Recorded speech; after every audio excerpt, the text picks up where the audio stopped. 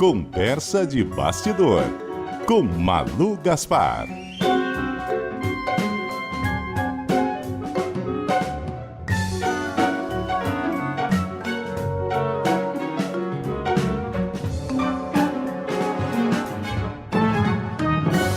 Muito bom dia para você, Malu Gaspar. Bom dia, Milton. Bom dia, Cássia. Bom dia para os nossos ouvintes. Bom dia. Malu, o que já é possível saber que existe de informação, de conversas ou citações de Dias Toffoli e Vorcaro a partir do que a Polícia Federal levantou até agora?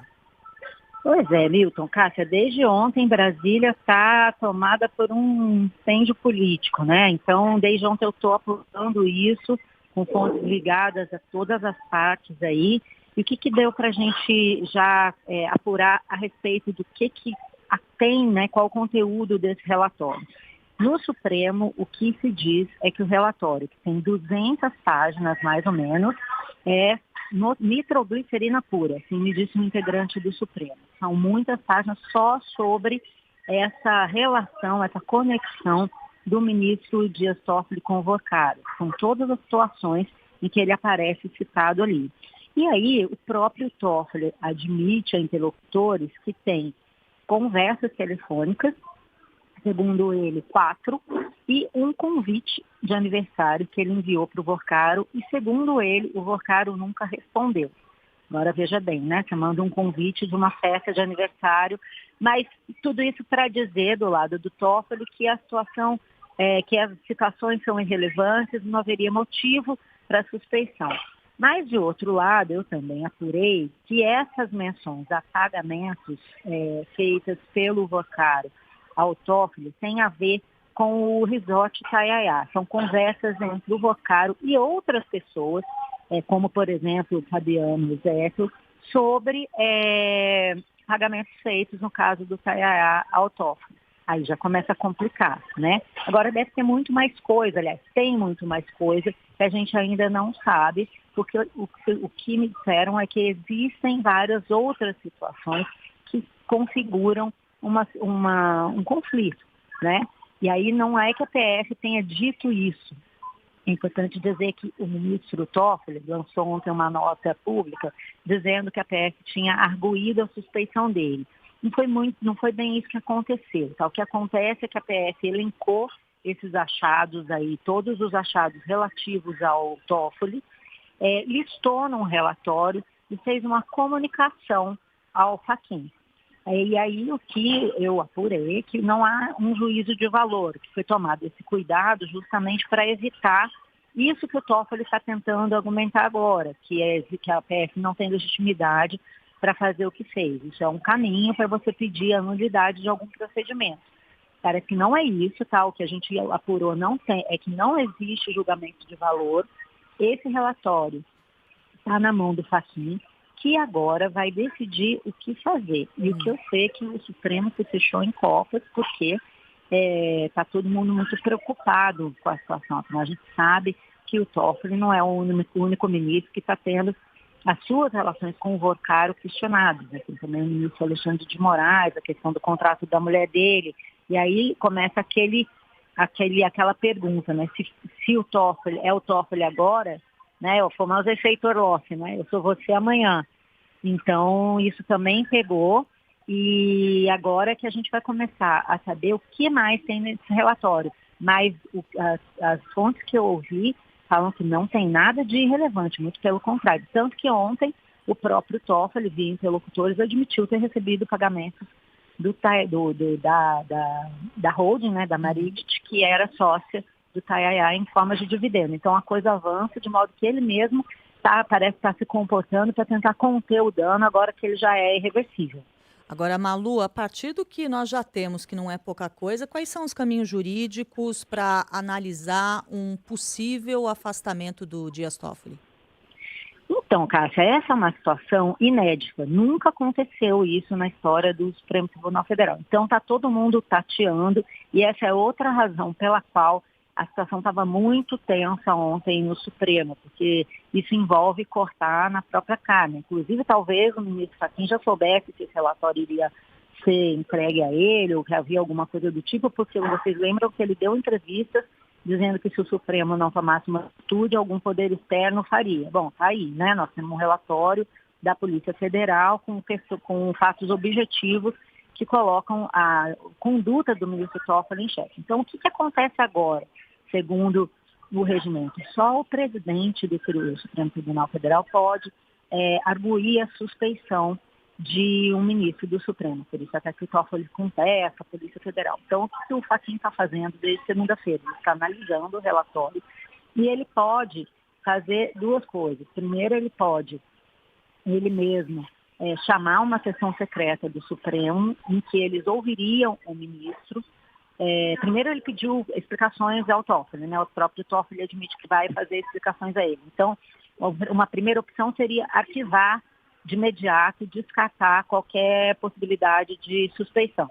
Ele já não fez isso, ele pediu informações ao Toffoli. Toffoli, se explique. O Toffoli agora vai se explicar. E depois ele pode fazer algumas coisas. Ele pode convocar uma sessão secreta do tribunal para ouvir o ministro em relação à conduta dele, no caso em relação apenas à suspeição, e aí todos decidirem em conjunto, os ministros do Supremo, se o Toffoli fica ou sai. Essa é uma possibilidade cogitada dentro do Supremo pelos técnicos que já estão avaliando a questão. Considerando sessão secreta, porque é o que o regramento diz. É o regimento do STF que prevê isso no artigo 282, que se o presidente do STF admitir a arguição de suspeição, ele ouve o ministro e submete o incidente ao tribunal em sessão secreta.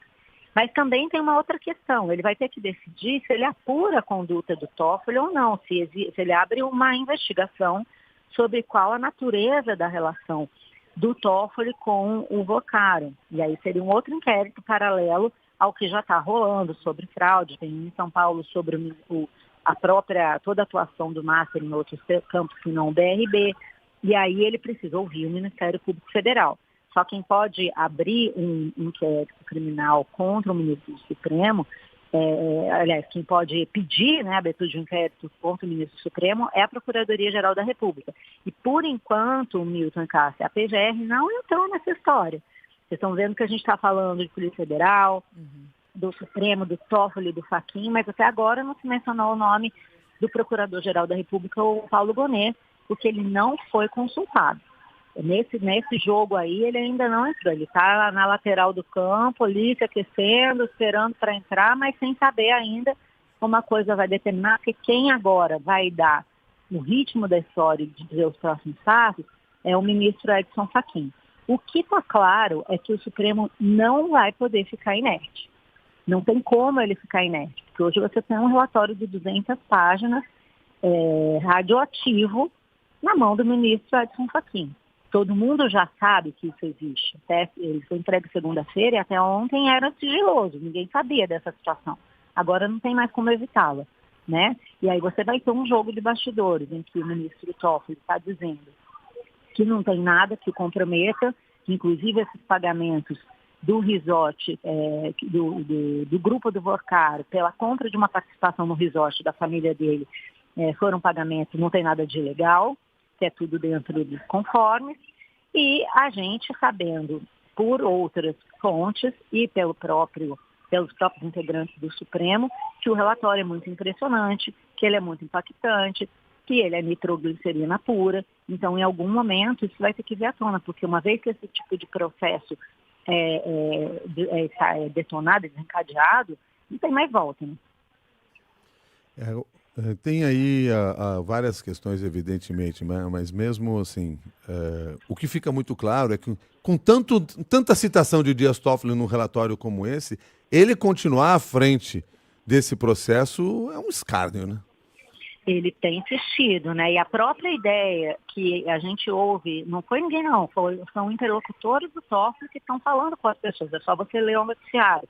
Essa própria leitura de que não tem nada demais, eu acho que é uma leitura equivocada, um pouco assim, até ele está um pouco alheio assim, à realidade. Eu acho que tem uma coisa muito típica de pessoas que estão envolvidas em escândalos, que é achar que não tem nada demais, que o que eles estão fazendo não tem problema, que a coisa vai passar.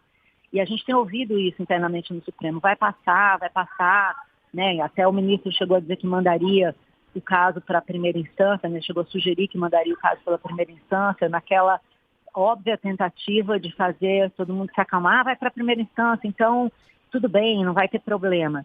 Nada disso está funcionando, Milton. Então, eu acho que realmente, além de ser um escárnio, porque pensa bem, um convite para aniversário, 4 ligações não são nada.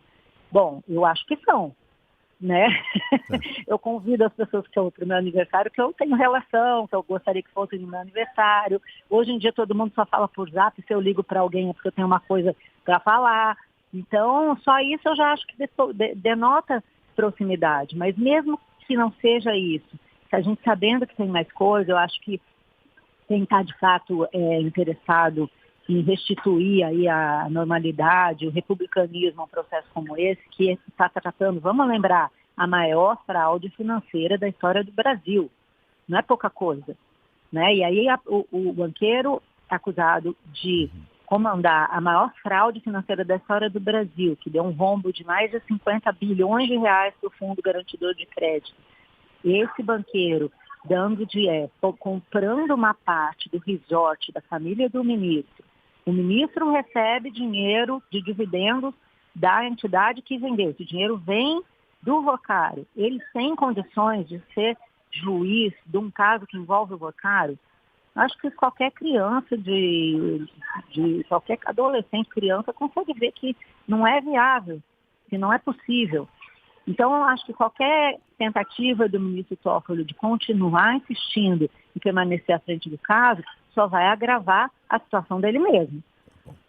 Muito obrigado, Malu. Seguimos acompanhando, apurando novidades. A gente conta no ar aqui a todo momento. Muito obrigado, até mais. Gente, estamos on. Até mais, Malu. Obrigada. Beijo.